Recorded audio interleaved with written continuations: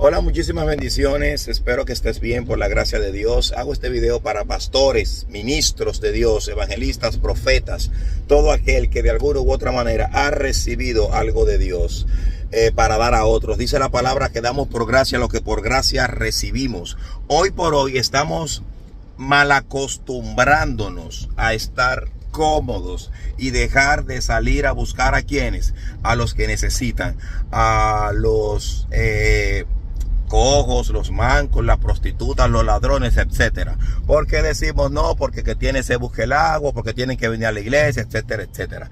Mira algo que está en la palabra, en el libro de Samuel, primera de Samuel, capítulo 2, capítulo 3, lo puedes buscar y lo puedes leer.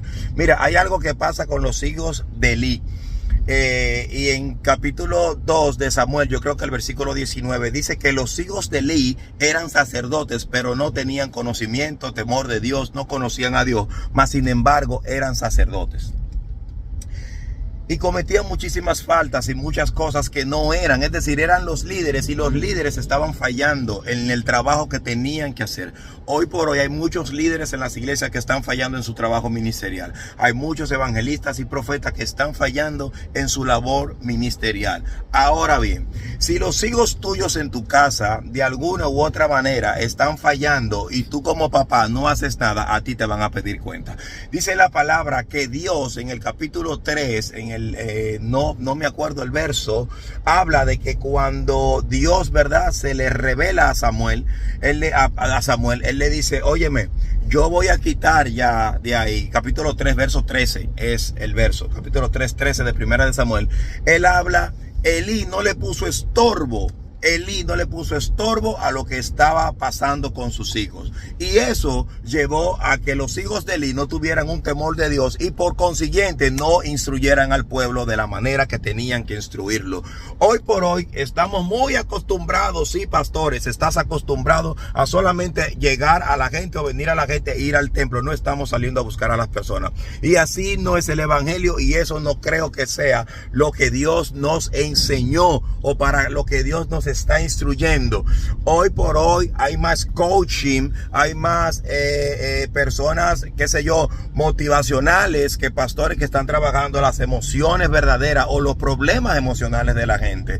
Hoy por hoy sencillamente nos estamos durmiendo y estamos cómodos dentro de nuestra congregación o dentro de nuestras cosas que Dios nos ha dado. Ay, sí, porque Dios nos ha dado, hay parte.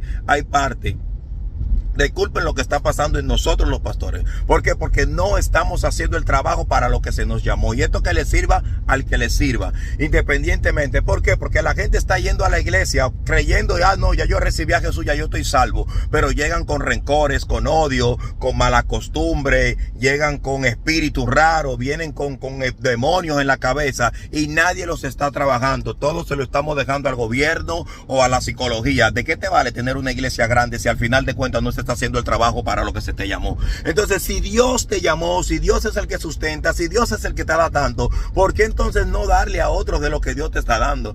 Había algo que tenían los sacerdotes y era que ellos eran el mediador entre Dios y su pueblo. Y si el sacerdote, es decir, Elí en este caso, es decir, tú pastor que me está viendo en este caso, si tú como sacerdote, si tú como un Elí no estás cuidando las cosas que están haciendo mal los líderes, entonces tú tienes un problema, porque a ti te van a pedir una cuenta. ¿Sabe por qué? Porque fueron los hijos de Elí lo que hicieron que el pueblo se divorciara de las cosas de Dios. ¿Por qué? Porque cuando uno se comenzó a robar y el otro comenzó a acostarse con todas las mujeres que le llegaban allá, todas las cantoras, como dice la palabra, entonces las cosas comenzaron a distorsionarse. Y lógicamente, si tú ves dentro de la iglesia o dentro de tu templo que las cosas no están siendo como deberían, ¿qué yo puedo hacer como feligres? Desencantarme y largarme de ahí. Entonces no podemos echarle la culpa, no, porque tenemos que tener la mirada en Cristo. Claro, hay que tener la mirada en Cristo, pero recuérdate que nosotros somos testimonio de lo que Cristo es y nosotros tenemos que representar lo que Cristo es. Ustedes todos pastores, evangelistas, profetas, todos, yo creo que andan más preocupados por las cosas que no tienen a las cosas que tienen que hacer. Yo creo que llegó el momento de revolucionar. ¿Qué cosa? Salir para la calle, buscar a la gente, sentarse, ver los problemas reales de la iglesia y soltar esa chercha de los psicólogos, del gobierno y todo. Porque ¿por qué no se juntan dos? Ay, yo quisiera tener cuarto. ¿Por qué no se juntan 2 o 3 pastores y hacen una casa grande con muchos cubículos como haría el gobierno para meter psicólogos y meten pastores para trabajar los problemas de la gente? ¿Por qué nos vamos y sacamos un día, pastores, sacamos un día o 2 días de oficina para recibir a todos aquellos que tengan un problema? Lo que pasa es que ya tenemos una agenda muy grande y muy establecida que ponemos tal vez o ya no tenemos el tiempo que necesitamos. Yo creo yo, eso soy yo hablando tal vez plume burro. ¿Por qué? Porque a la gente no le gusta que le digan esas cosas. O ahorita dicen que yo me estoy volviendo loco, que estoy emocional. No, señores.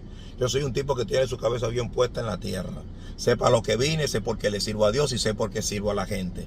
No, a mí mis pastores que me instruyeron, me enseñaron siempre, se le sirve a Dios sirviendo a la gente. Se le sirve a Dios sirviendo a la gente. Y la Biblia nos enseña que cuando Jesús está hablando con los apóstoles, no, porque yo estuve preso y tú no me visitaste, estuve en el hospital y tú no me visitaste, yo estuve tal vez con un problema y yo te busqué y tú no me visitaste, tal vez, ¿verdad? Jesús le estaba diciendo y ellos le dijeron, ¿y cuándo tuviste eso? Cuando alguno de aquellos estuvo. Es decir, nosotros tenemos algo que Dios nos entregó, pero ¿por qué entonces venderlo? Esto es como los adoradores, que todo, esto se ha vuelto un desastre. El evangelio es llevar buenas nuevas, el evangelio, Señor, es otra cosa de lo que estamos viviendo. Nos estamos desviando demasiado de lo que es la Biblia. Nos estamos desviando, estamos como en el tiempo cuando Dios dejó de hablar mucho con el pueblo. ¿Tú sabes lo que pasó? Que los sacerdotes comenzaron a hacer lo que ellos entendían, lo que les daba la gana.